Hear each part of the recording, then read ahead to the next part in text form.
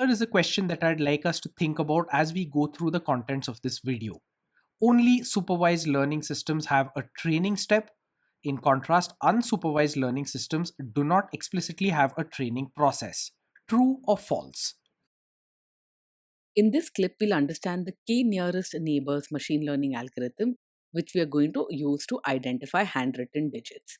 Before that, we'll talk about machine learning algorithms in general for a little bit of context. Machine learning algorithms can be divided into two broad categories. These are supervised learning algorithms. Here, the training data that you feed into your machine learning has labels associated with every element. These labels are used to correct the algorithm, which is then fed back to get better prediction. Regression, which we saw earlier, is an example of a supervised machine learning algorithm. The other category is the unsupervised machine learning algorithm. The model has to be set up right, but the model is responsible for understanding the structure and patterns that are present in data. There is no training data set and no labels that are associated with the data to correct the algorithm. I'll take you through an overview of how supervised learning works. Let's assume that the input variable into the algorithm is x and the output corresponding variable is y. Y is the label that you have available for every element in your dataset. The objective of a supervised learning algorithm is to find the mapping function such that y is equal to function of x. What is this function that generates y from x? The goal is to approximate the mapping function so well that when new data comes in, when you have new input data x, you can predict the output variables y for that data. Because we have pre-labeled data available to us, for our input of x, we have the corresponding labels y. We'll use this existing data set to correct our mapping function approximation and get better approximations as a result. In unsupervised learning, we have the input data that's represented by x, but we have no corresponding output data available for this set.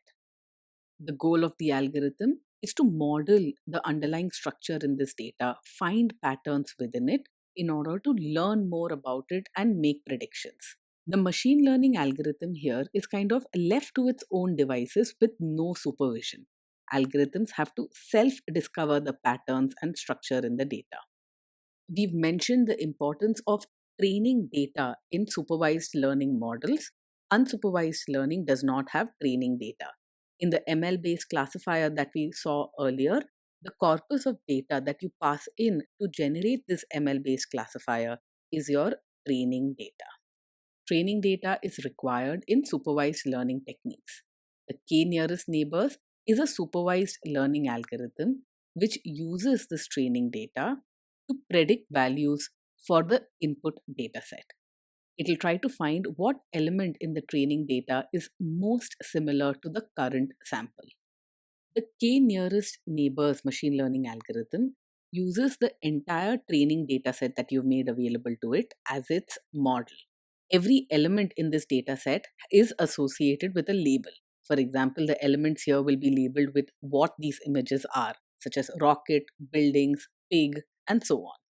This training dataset is what we'll use to make predictions about any new data point which comes in. Let's say a new image comes in and we want to predict what this is an image of.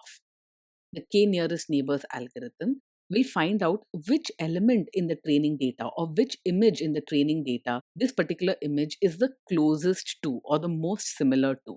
It will try to find the nearest neighbor of this particular image. How do you define similarity or the nearest neighbors? There are a whole number of ways in which you could do that. We'll see an example of that in the next clip. But for now, imagine that we're comparing this image of a house with each of our images in the training dataset. Is it like a building? Not really. Is it like the signal or pig? Not really. Provided your comparisons for similarity have been set up correctly, you're likely to get the result that this house looks very much like a shop. K nearest neighbors will find that element in your training data set that is the most like the sample that you're trying to evaluate. This is how the algorithm works logically. The question now arises, how do we calculate the neighbors of a sample? How do we say that this bit of data is close to this other bit of data? We do this using something called distance measures. Distance measures indicate how far away one data point is from another. There are a whole host of distance measures that you can use to calculate the distance between data. These distance measures don't just apply to coordinate geometry, they can also extend to images because images are nothing but matrices with numbers representing the pixel values. You might have heard of some of the most common distance measures, such as Euclidean distance, Hamming distance, Manhattan distance, etc. Distance measures are an important part of the k nearest neighbors algorithm because that determines who your nearest neighbor is. We'll cover distance measures in a little more detail in the next clip. But before we are done talking about k nearest neighbors, let's visually understand this concept. Imagine a two-dimensional plane and you have a whole number of points on this plane. Imagine that each point represents an image. This is your training data set. Now let's say some test data comes in and you want to find the nearest neighbor for this test data. Into which of these clusters will this image fall? You'll calculate the distance of this image from all its neighbors and find the nearest ones. If we find that the k nearest neighbors, in this case k is 3, are blue points, it's safe to assume that this is a blue point as well. Let's say we have another point in our test data. We calculate the distance of this point from all other points and find that the nearest points are all red. In that case, we can conclude that this point is red as well. This, in essence, is what the k nearest neighbors algorithm attempts to do. Let's now turn back to the question we posed at the start of this video. This statement is in fact true. Only supervised learning systems have a training step. Recall that a training step is one in which we take a corpus of data. This is data for which we already have a correct label, and we then go ahead and feed this label into our program. The program then learns from the correct labels and the data what relationship exists. In unsupervised techniques, we do not have a corpus of correctly labeled instances.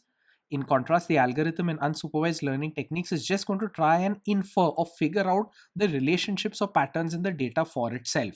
So there is not an explicit training step in unsupervised learning systems.